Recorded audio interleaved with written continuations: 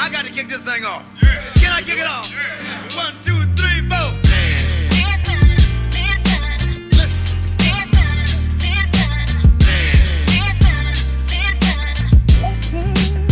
Ladies and gentlemen, listen.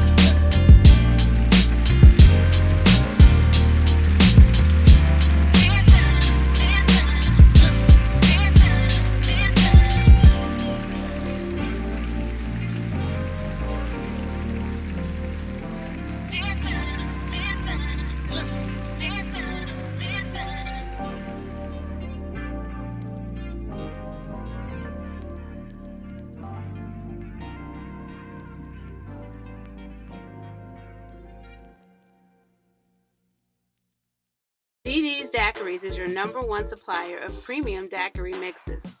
You will love the taste of our classic margarita and signature strawberry mixes.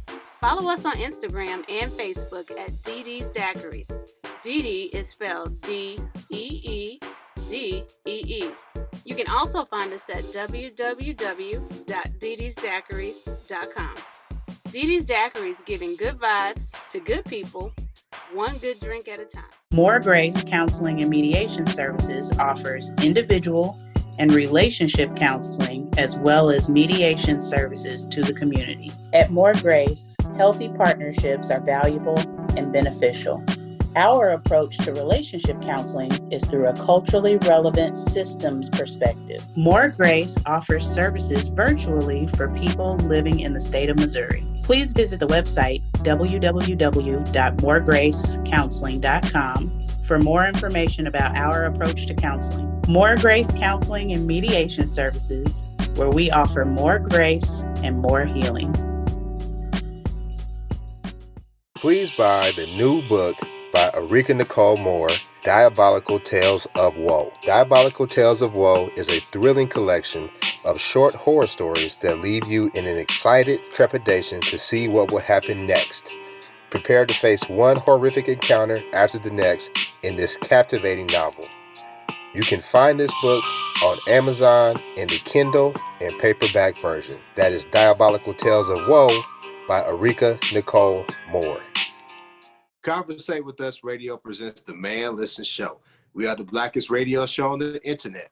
We bring you our opinion on topics that affect the black community in an effort to enlighten, enrich, and empower every brother and sister that falls under the sound of our voice. We operate on a no-hating frequency, so be prepared for us to keep it 100% real and 100% black all the time. Please follow the show on Instagram, Facebook, and Twitter at Man Listen Show. You can also subscribe to the show on iTunes, SoundCloud, Spotify, YouTube, basically everywhere you can find your podcasts. Please share the show and make sure you use the hashtag ManListen. I'm your host, Mark B. Let me go ahead and introduce the crew. Arika, what's up with you? Hey, everybody. All right. C, what's going on? Hey, what's good? It's all good, it's all good. Lab, what's up, bruh? Last but not least. I'm good, man. How you doing? I'm doing all right, man. Doing all right. Good. You know, it's tough news. You know, it seems like it never stops, right? I mean, we try to have a show where we talk about fun stuff. We try to have shows where we talk about enlightening things. We're actually supposed to be talking about Meg Thee Stallion and Tory Lanez and the whole incident that happened between them, and talking about, you know, are black women protected? Something we've talked about in the past, but really just talking about the situation and some of the things that were going on with that. And that's probably something that we'll come back to because I still think it's an important topic. But right now in the news, we had another unarmed black man shot by the police, this time in Kenosha, Wisconsin. I believe he pronounced it Kenosha. Yeah. Jacob Blake, black man who was at the site of an altercation. He was actually trying to break up an altercation between two women. And when the police showed up, somehow, some way, they got into somewhat of an altercation, or they wanted to stop him and talk to him. And he kept walking away from them and tried to enter his vehicle. In his vehicle were 3 of his children, 3 sons. Walking away from the police, he was shot 7 times in the back. Jacob Blake lived. Reports from his family show that he is paralyzed from the waist down. He has a multitude of life-changing injuries that he sustained due to being shot by the police. and people are rightfully upset. There have been protests in that small town of Wisconsin, and people have been expressing their anger, their frustration with this whole situation. We're going to talk about everything that took place and everything that's going on right now in relation to the shooting of Jacob Blake by the police. I'll be honest with y'all, when I woke up and I saw people talking about it on social media, I really just didn't want to look at it because, it becomes, some people call it trauma porn, all these images that keep bombarded with black men, black women being brutalized by the police. It does something bad to our psyche. And I've kind of gotten to the point where I try not to ingest those images because it does bother me. But with all the protests and everything else that happened afterwards, which we'll get into later in the show, it was just, I had to watch it, and it was tough to watch. I really was at a loss for words, so I just asked y'all, what were y'all thoughts when y'all saw the video? I didn't watch it. I couldn't. But I personally stopped watching those videos a while ago. Yeah. I just couldn't keep waking up every morning watching videos of people getting shot like it's GTA, but it's real life. Right. I And we know, don't even want to be desensitized like that. and I know what happens. He gets shot. Okay. How many ways can I watch somebody get shot? Murdered. Right. Murder. He happened to live so far, but yeah, I understand where you're coming from, Enrique. I really didn't watch. I watched to the part where he was walking to his car. He was in front of his car, and I said, you know what? I don't even want to see the shots. I just wanted to see what led up to it, honestly. I didn't watch it. I saw, like you said, Lab, I watched when he was walking away from the police and going to his vehicle. Mm-hmm. And I was with my son yesterday, and I could tell I was driving, he was in the passenger seat, and he was strolling through social media, and I could hear, a ruckus, and I heard the shots, and I saw him quickly scroll away from it, so I could tell that he had saw it, and he didn't want to see that either. So it's a lot, man. It's a lot, and you have to try to protect your peace. So I don't fault anybody who doesn't want to look at it, because after a while, it does tend to have an effect on you, and we've seen it consistently way too much. Yeah, so I was gonna say I didn't watch it either. Kind of like Lab, I watched what led up to it, and then I had already read that they shot him when he was going to enter his vehicle. So after that, I turned it off. It kind of puts me in the mindset. It's not quite the same, but you know how you see those pictures floating around where, like, back in the day, they would have like those, I guess like Klan rallies where they were hanging brothers and stuff, but everybody would come out, like the real picnics, and everybody want to come out and watch. I kind of like correlate that to they're getting too comfortable with, posting these videos on social media of people being, shot and killed and murdered. Right. Yeah, I mean, people made that correlation when this whole, did Black Lives Matter, did that really start with Mike Brown? Is that when the whole movement started? Was it Mike Brown and Florissant? And Ferguson? Ferguson. Yeah. In Ferguson. People liken that whole situation when he was shot by the police and they left his body in the road for uncovered. Yeah. 14 hours. Was it 14 hours? I think so. It was a long time. It was all day. Wow. It was a super long time. Yeah. Well, he was outside for a lot of hours, but they covered him up with a sheet eventually. But after some hours, he was out there for a long time in the sun. Yeah, and people liken that to what you talked about. See how this was like not only a celebration for those who were trying to brutalize us, but it was also something that they were inputting into the psyche of Black people. Like, okay, you step out of line if you want to, this will happen to you as well. So, and I do think that it's starting to become that. It is starting to become that with all these images that we're bombarded with.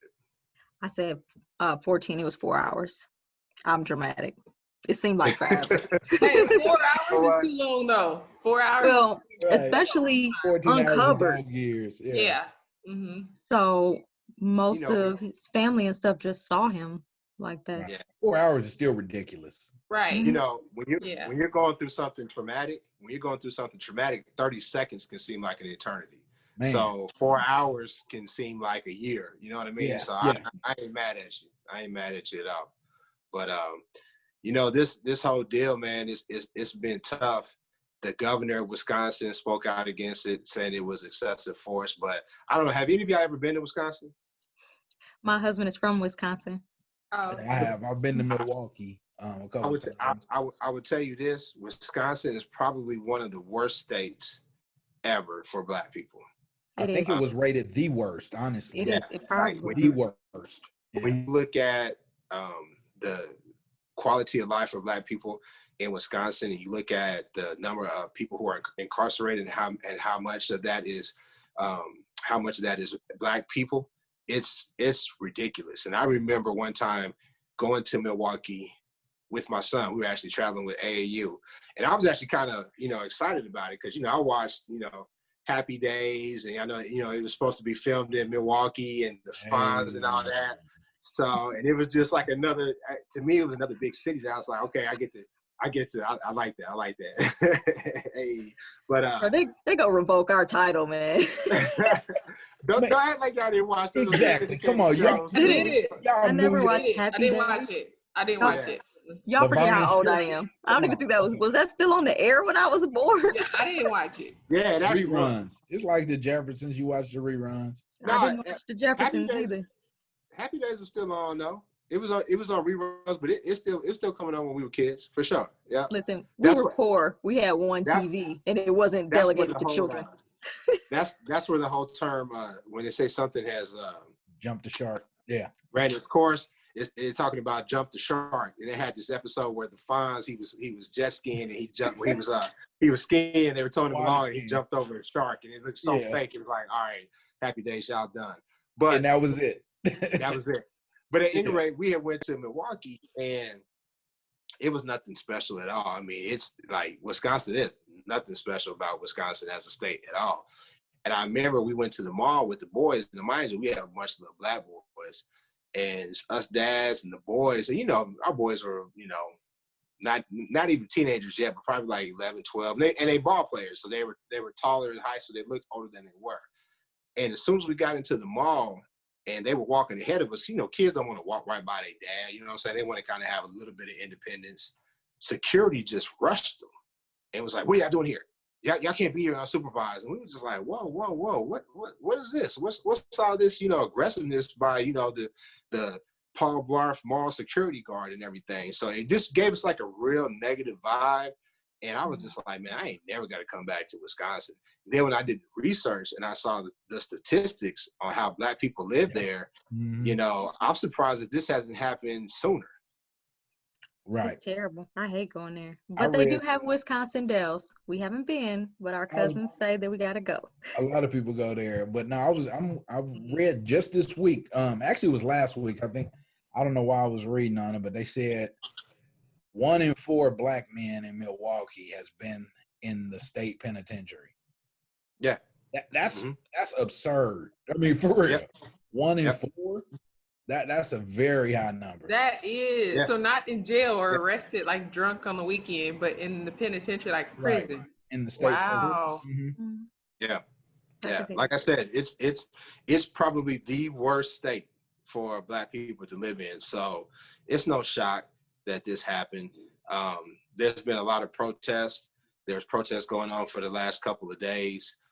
Unfortunately, there have been protests from the other side as well. I saw in the news where Facebook took down a post by some organized militia who were trying to organize and come to the scene sort of as a counter protest against the people that were protesting for Jacob Blake.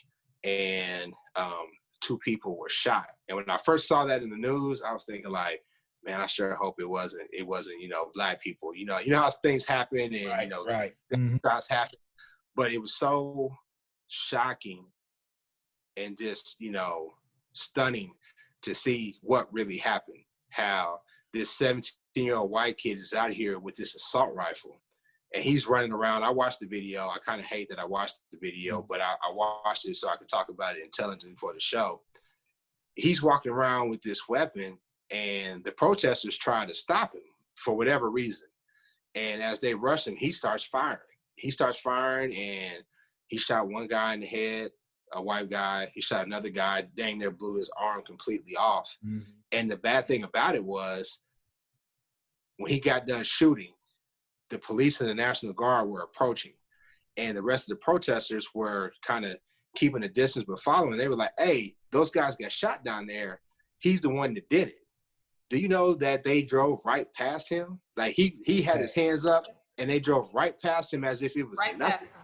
Yeah. Now you shoot the unarmed black man, and I saw something where CNN just put out that he told the police officers that he had a knife, that Jacob Blake said he had a knife, which really makes no difference to me when he didn't have a knife in his hand. He was trying to walk away, just more vilifying of the victim. But this dude actually had an assault rifle on him, and people were saying he just shot people, and they drove right past him. Remind me of Remy and Higher Learning. Yeah. Right. That's exactly what it is, where they grabbed like Omar thinking he was the person shooting. Yep. A lot of people liken this to the Dylan Roof situation, where he shot the 9 people in Charleston, South Carolina, those beautiful souls, and the police got him Burger King. This dude, like I said, they were protesting an unarmed person getting shot. Now you got a person who actually shot somebody with an assault rifle, and they took him with no problem. He was able to go back to Illinois, where he was from. They arrested him. Now he's being extradited back to Wisconsin. And I haven't heard of anything where they said there was any type of altercation or anything at all. I mean, right. When is this going to stop? Do you think it ever will? Man, I to that point too, kind of before we get to will it ever stop, you know what, I haven't seen his parents have to come out and denounce his actions or anything like that, right? So anytime somebody black does something, their whole family has to come on camera and say he was wrong, he shouldn't have done that. I've heard, and this kid's only 17, so he's not 17. Drove to another state. So with a weapon that he shouldn't have even had. Responsibility of his. Like, you should have been asleep playing Fortnite or something. Yeah. I think this is close to state line, so it's about 25. Yeah. 25 okay. miles. It's halfway in between Chicago and Milwaukee, basically. Right. Okay. Yeah, so it's not like a super far distance, but yeah, it's ridiculous. Still gonna give him that extra charge though, that crossing state lines is still a charge. Right. The feds need to pick it up. Yeah. Yeah, for real. Plus that hate crime. But I think they'll find a way to, weasel out of it, or try to find some way to soften his image, and at the same time try to vilify Jacob Blake. Because I don't know, did y'all watch, and I'm going somewhere with this, did y'all watch any of the Republican National Convention? I did, because I don't know if this is where you're heading, but when you mentioned Dylan Roof, right? And so they had the black guy who was got the pardon yesterday from Vegas or what have you. When he was telling his story, the arresting officer was like, and so when I arrested him, I stopped him at the convenience store. I got him a coffee and a donut. I was like, come on, man, how convenient is that? You know what I mean? But that's the only, I did see that part. Other than that, I don't, nothing else was memorable. I was more so talking about Herschel Walker and his endorsement of Donald Trump. Didn't see it. And memes. And yeah, it was horrible. Because first of all, Herschel's got this strong Georgia accent. So the fact that he's lying Donald Trump and he sounds somewhat slavish because of that strong Georgia accent is terrible. But Herschel's got a son named Christian Walker. And if y'all haven't seen him, he is a super coon. Big time.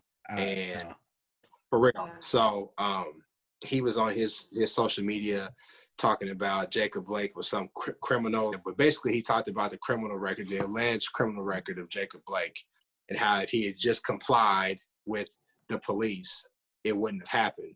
So that's what it just goes back to, how they try to vilify us, but they won't do that to the people that actually perpetrate the crimes against us. I thought you was going to talk about that white lady saying that her biracial son should be profiled before her white son. I was like, here we go with another goofy. Why did you adopt him? Like, I wonder what's going on in the home privately, though. She felt so comfortable to say that on a video. Just imagine how she treats him and what she says to him at home. I think it's obvious how she treats him. Yep. Yeah. Well, true. I mean, hopefully for his sake, I'm hoping that he's treated with love and highly regarded. But that's why I've always been very skeptical about interracial adoptions. I just have, because, you know, I always feared that that type of mindset was being taught and pushed on to those children. Now, hopefully, like I said, they're out of the system, out of the foster care system, which, you know, is for them to be in a loving home is always best. But can you imagine the type of self-hate that child will grow up with, knowing that his mother, his adopted mother, thinks that his adopted siblings are more human and better than him? The type of anti-blackness that he's being perpetuated and put into him. I mean, I told people, man, that he's going. That's how you create a super coon. And I hate to use the word coon. I was just thinking that. That's how you create one, because he's being bred to be just that. So, you know, it's tough. That really kind of broke my heart. And I think people, I don't know how old he is. How old is he? Is he a teenager? Is he a young child? No one can find out, and that's another thing. So people were finding like all her, like her public Facebook page, and then her regular one, and then like her business one, and there is no sign of a biracial kid at all. No sign, none. Are the other kids on there not in the commenting though? basement. Yes, Wow. There's pictures of other kids, and they do have dark hair. I guess she made a comment about her Irish kids have dark hair. Well, I don't even know why she said that, what that even meant. Right. But yeah, they also eat lunch very politely. People always share random facts when they want you to try to share their narrative. They get on board with what I'm saying. I have all these random facts that don't have anything to do with what I'm talking about. Yeah, she's like, my dark hair makes you. Yeah, I don't even know what that even means. Like, she's probably trying to allude to blonde-haired people being superior. Probably, you know, a little. Might have, but German. But no, there's no sign. There's no sign of him at all. Nowhere. Wow. I was saying, I don't know if that means that people are wondering if she's just making up this whole narrative and she doesn't even have a biracial kid, or if she's hiding him because she's embarrassed. Something like that could go either way. These goofies out here real crazy these days. But you're right. I wonder if social services would look into something like that, especially if they're giving you a check to abuse a child. Yeah. Get on national TV and talk about how he's less than the other kids. To me, that should be emotional abuse. And you should be losing that nice little check you depend on. Yeah. But with her son, I don't even think that's the real reason, though, because they said that, of course, I didn't watch him, but he has like a whole list of TikTok videos where he's anti-Trump, like almost up until this point. So now I think he's just reaching and wanting attention. Once his dad got on board and started traveling, and he knew his dad was going to be a speaker and all that, then he kind of flip-flopped. But yeah. I mean, that's just like with Candace Owens. That's just because, you know, it pays to sell out. You know, it's hard. It's very hard to sell out, but you can make good money. And the thing about it is, you know, like Diamond and Silk, Kanye, all of it, it never works out in the end. It never works out. And you could tell with this young dude that he's really being performative with what he's saying. Because if you look at him, he was a cheerleader, right? Herschel was on the gridiron. His son was on the sideline, you know, with the pom-poms. And he's a little tender, you know. He's a little tender. So when he's going on these diatribes, he's like, and let me tell you about, you know, it's real just over the top. It's you know what I mean? Because it's like, I want to be over the top and flamboyant so that you attack that. Then I can say, oh, well, you're attacking me because I may or may not be gay. I don't know if he is or not. Maybe it's just the way he talks.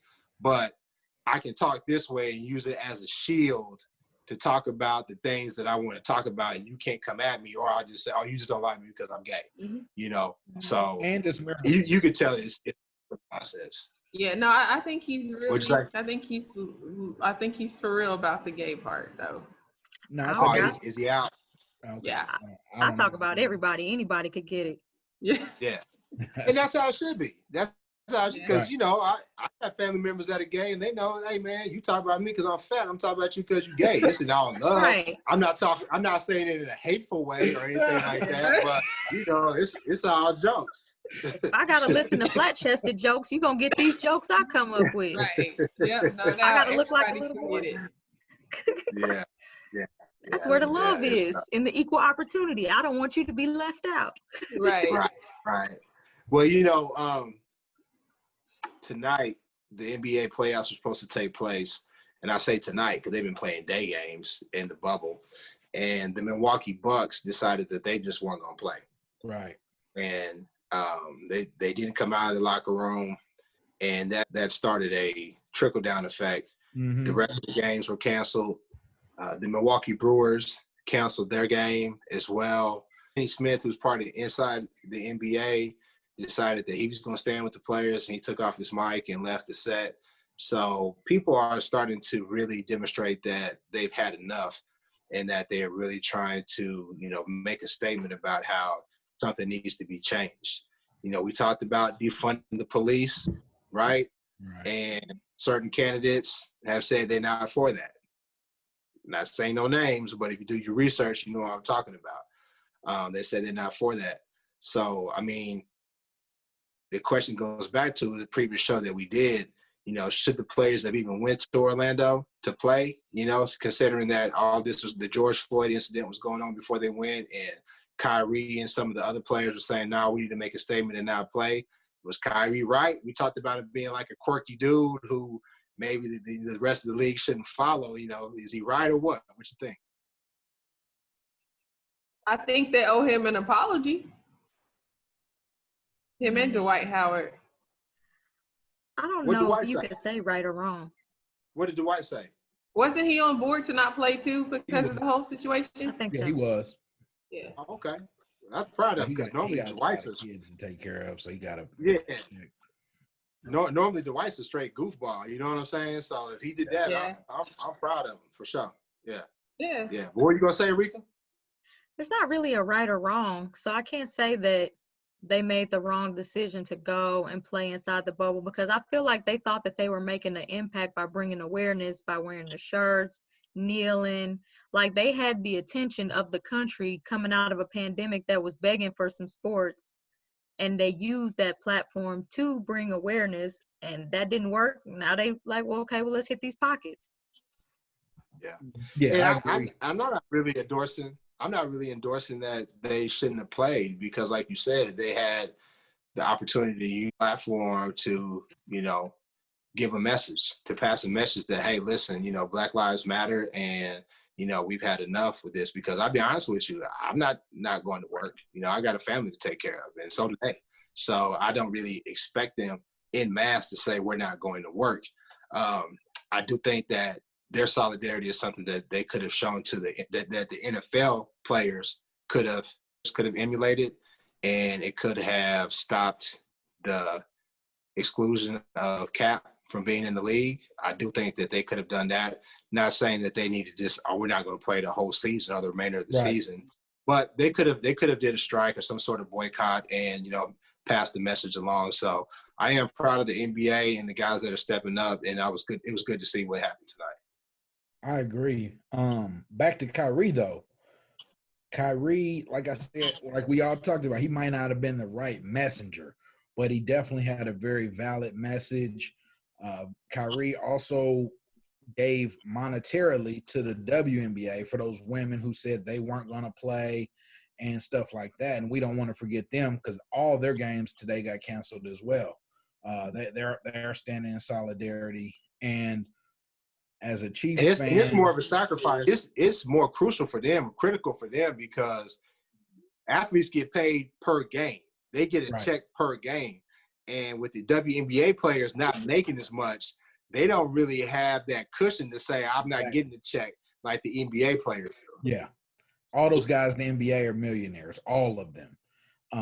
But, you talked about the NFL, and Tyrann Mathieu, captain for the Chiefs, world champion Chiefs, sent out a tweet this evening basically saying, it's time for action. We're not standing for this anymore. So I'll be really interested to see what happens with them. 2 weeks from now, the NFL season's supposed to kick off in Kansas City. So he's a good leader, man. He's guys follow him. He's passionate. He's a very true, a very, honest guy. So I want to see what happens. I do too, but and you're right, they could have did something with Cap years ago, but I don't know if the NFL players are necessarily in the same position. I had read an article, I can't remember what it was, a couple weeks ago, and I don't want to quote it wrong, but it was something to where it said like, most of our other sports, like their fans are built from like where people live and just like long-term like fans. So in the NBA, it's basically on players. So those players like, hold a lot of cards. And I thought about that. Like, if I'm in Texas or something and I see a Cardinals jersey or a Royals jersey, I'm going to assume that that person is probably from Kansas City or St. Louis. If you see a Kobe or a Jordan jersey, you're not just going to be like, oh, they must be from LA. You're just going to be like, oh, they're a fan. And so I feel like NBA players have a little bit more power than NFL players to do stuff like that. But so now that the NBA's kicked it off, I think now everybody else can follow. And the guaranteed contracts. And the guaranteed contracts as True. well. That's true. That helps out a lot too.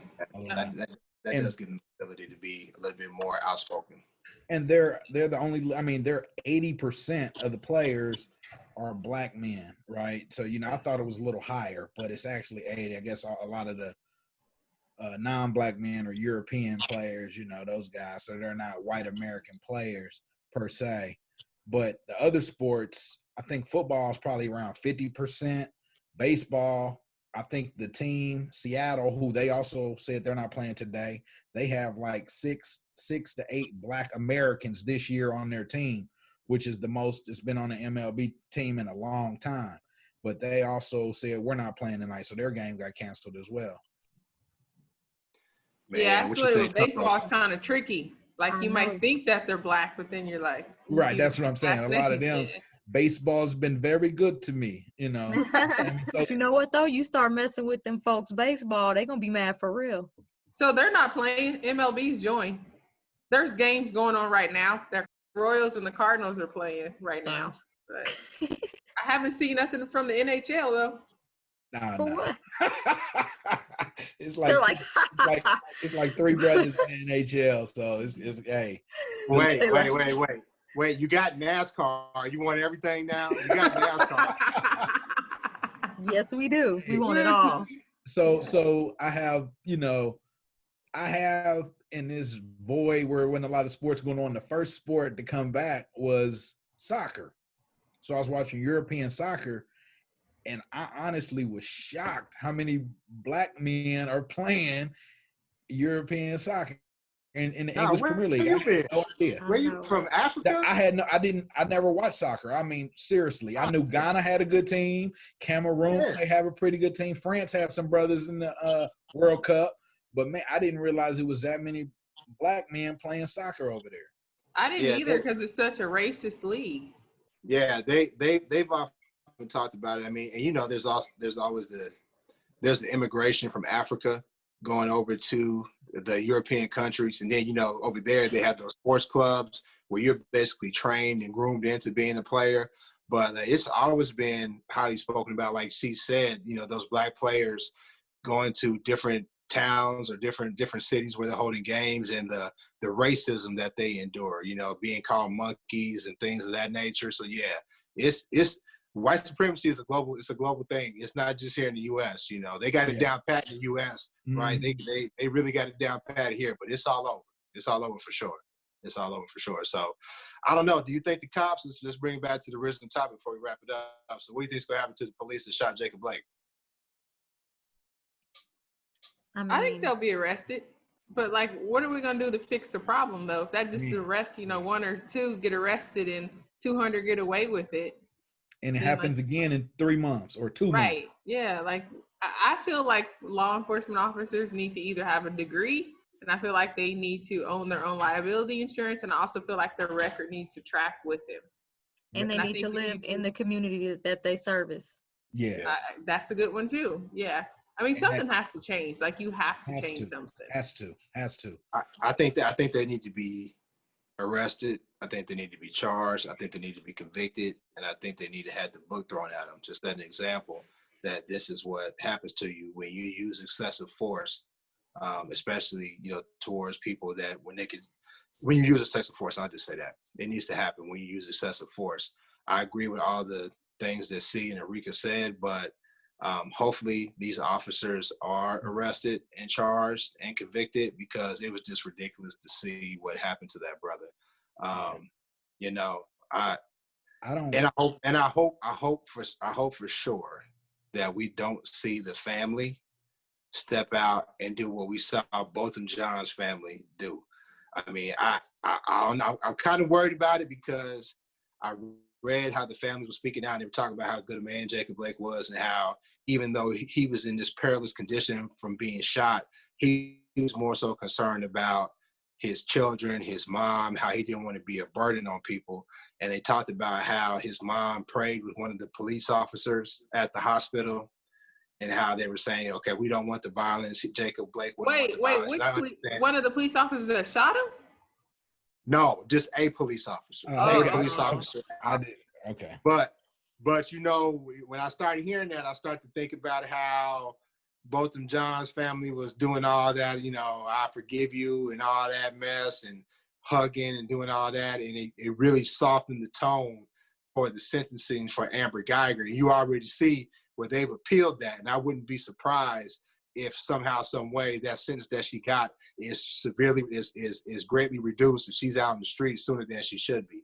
So I'm hoping that the family stands tall and isn't quick to be so forgiving. I mean, it's their business. I mean, we got into sort of a heated discussion about it. You know, Lab said he understood, the rest of us didn't. It's their business that they choose to forgive the people that shot their family, and that wouldn't be me. But I just hope that they're not quick to get on the apology tour and sort of lessen the momentum that we have for the movement. They better check on that, man. That's a warning sign. When people who have life-changing injuries start talking about they don't want to be a burden, that could be the sign that leads you to suicidal thoughts. So they might need to That's a good keep point. an eye on him. Right. So you know, I think it's not going to change. The individual officer getting charged and being held responsible is not going to change anything, because basically the system's going to treat them as a sacrificial lamb too. They got another 17-year-old kid that shot those people. He wanted to be a law enforcement officer, so they got another one of him in the wings to take that guy's place. It has to be something that affects the police department as a whole. That's the only way there's going to be reform. Charging the individual officer, next man up, you know, to use a sports term, next man up. I don't think it's going to really affect that. Somehow, I don't know what can be done, but somehow it has to be, we can defund the police. I forgot. Right. And we can start taking these settlement funds out of their 401k. Yeah. Because it's crazy when you think about it, that the money that goes and pays settlements and things like that from the state, eventually they say it's probably a different fund, but it still affects the bottom line of the city or the state. And so it pulls funds from other places. So the neighborhoods where the money should be needed, the neighborhoods they're preying on, not only do they lose people, but then they lose part of the funding for the programs to help them. It's really a cruel cycle. It really is. When the whole push to stop mass incarceration and to start, you know, letting people out of jail, how Rand Paul, a Republican, was one of the people that was talking about that. Because honestly, if you're a fiscal Republican, a fiscal conservative, it doesn't really make sense to keep spending all this money incarcerating people and spending all this money to pay for police officers who are shooting innocent, unarmed people. So if you think about it, if you really are a strong fiscal conservative, you're right, Lab. It does make sense. You're taking money away from the government that should be going somewhere else. But honestly, I mean, let's keep it real. When they asked Kamala and Joe Biden about defunding the police, weren't they against it? Yeah. I think sometimes they're looking probably for an alternate phrase to say. So defund the police sounds like, boom, we're pulling the funding.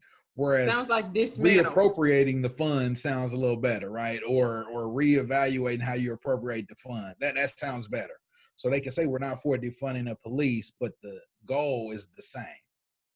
That's what I think they're Lav nailed it. I was gonna say the same thing too. So, you know, we have like a neighborhood watch with the neighborhood and stuff like that. And so like I read a lot of those posts, and to most of America, when they hear defund the police, they think take that away. Like, there's old men on there talking about if we defund the police, what's going to happen when we call 911? Nobody said dismantle the police. We just said move funds around. Sorry to interrupt, but man, I just read both LA teams, Clippers and Lakers, voted to boycott, or not even boycott, to sit out the rest of the year. The other team, not just tonight. Not just tonight. Voted to boycott the rest of the season. The rest of the season, and they left the meeting that was for all the players, all the teams. The rest of the teams was like, we still want to play. So we'll see. We'll see. That's the two best players in the league, though. Braun and Kawhi. Wow. Yeah. And Doc Rivers, Doc Rivers' daddy was a cop, and he's leading the charge against, this. So you can't say nothing about it. He knows what it's like to have a cop in the family. Yeah. His post-game speech was really emotional. Was that yesterday or the day before yesterday? Yesterday. I think it was yesterday. Okay, I can't remember. But yeah, it was really like I felt that. That's big. That's what you call leadership. That's what you call putting it on the line. Right. And we'll see. So hopefully, they're not, compelled to change their minds. I mean, anything can happen. Ultimately, they have to do what's best for them. So don't let me say they're not compelled to change their minds, because they can do that. But yeah, if they stand on their convictions, I definitely, either way, I applaud them. But this is definitely a good first step to get the conversation going even further. Yeah, that's major. That's major. It is. That's major. Respect the king and respect everybody else that decided that they wanted to stand on principle. For sure.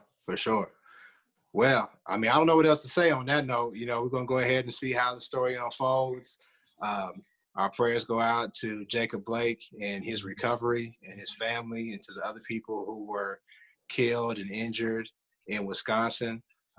Stay safe, family. I mean, I don't think these incidents are going to stop happening, and I think the protests are still going to continue. And obviously, you see that there are people on the other side who are willing to use violence to express their opposition to equality for everybody. So with that being said, we'll go ahead and wrap up the show. Please share the show on Instagram, Twitter, and Facebook at Man Listen Show.